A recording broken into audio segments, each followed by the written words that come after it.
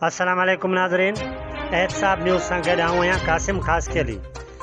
नाज़रीन, सकरण मां अस्कर अली लाखो जी ख़बर ॾींदा हलूं त जमियत उलमा इस्लाम जे मरकज़ी अॻवान मौलाना राशिद महमूद सुमरो सकरण में नेशनल प्रेस क्लब आॾो हिकु जलसा आम खे ख़िताब कंदे चयो आहे त बल्दियाती इलेक्शन में पीपल्स पार्टी वारनि जेकॾहिं चूंडूं चोरी करण जी कोशिशि कई त वज़ीर आला हाउस सिंध जो घेराव कयो वेंदो।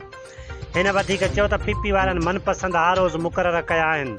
सिंध जे माण्हुनि खां पैसनि ऐं धमकियुनि वसीले वोट वठण जी कोशिशि थी रही आहे। जेकॾहिं तव्हां सिंध जे माण्हुनि जी ख़िदमत कई आहे त पोइ छॾियो तव्हां अवाम खे, तव्हां पाण तव्हांखे वोट ॾींदो।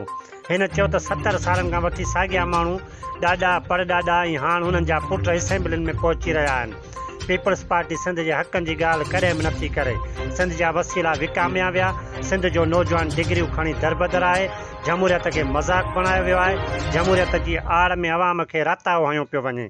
सिंध में नियाणियुनि जूं इज़तूं महफ़ूज़ न आहिनि। जेकॾहिं ईअं हलियो त इमरान ख़ान जी हुकूमत खे करप्शन सबबि हटायोसीं। जेकॾहिं पीपी हुक्मरान न सुधरिया त उन्हनि खे पिणु हटाए सघूं था।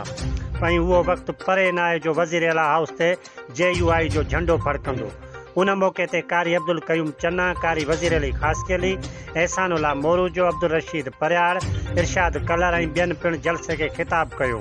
जॾहिं त मौलाना राशिद महमूद सुमरो सकरण तहलके जे मुख़्तलिफ़ ॻोठनि खडहर, हमल फ़क़ीर, भलू जमाली, दोदो ख़ासकेली ऐं वली मोहम्मद कीरियो में पिणु कार्नर गरजाणियुनि में शिरकत कई। नियाणियुनि जूं इज़तूं लुटजनि पियूं। अॼु ज़मीननि में पाणी कोन्हे, अॼु पीअण जे लाइ पाणी कोन्हे, अॼु अस्पतालुनि में इलाज कोन्हे, अॼु स्कूलनि में तालीम कोन्हे। अचो मुंहिंजा बाह मेली थियो त गॾिजी करे सिंध जे तक़दीर खे तब्दील कयूं ऐं तक़दीर तब्दील तव्हांजे वोट जे ज़रिए थींदी। तव्हांजे वोट में ताक़त आहे। पंहिंजे ताक़त खे सम्झो, पंहिंजे ताक़त खे इस्तेमाल कयो। अॼु ग़रीब मौलवी, अॼु पंध घुमण वारो मौलवी पंधनि ऐं महल्लात जो मुक़ाबिलो करे रहियो आहे। अॼु मुंहिंजो हे ग़रीब कारकुन नवाबनि ऐं सरदारनि सां अखियूं अखियुनि में मिलाए बीठो आहे। सिर्फ़ सिंध जे लाइ, सिर्फ़ दीन जे लाइ, सिर्फ़ धरतीअ जे लाइ, सिर्फ़ अवाम जे लाइ। त पोइ सकरंड वारो अचो, अॼु मूंखे ॿुधायो त 26 जून ते तव्हांजो फ़ैसिलो छा हूंदो। ठपे ते ठपो।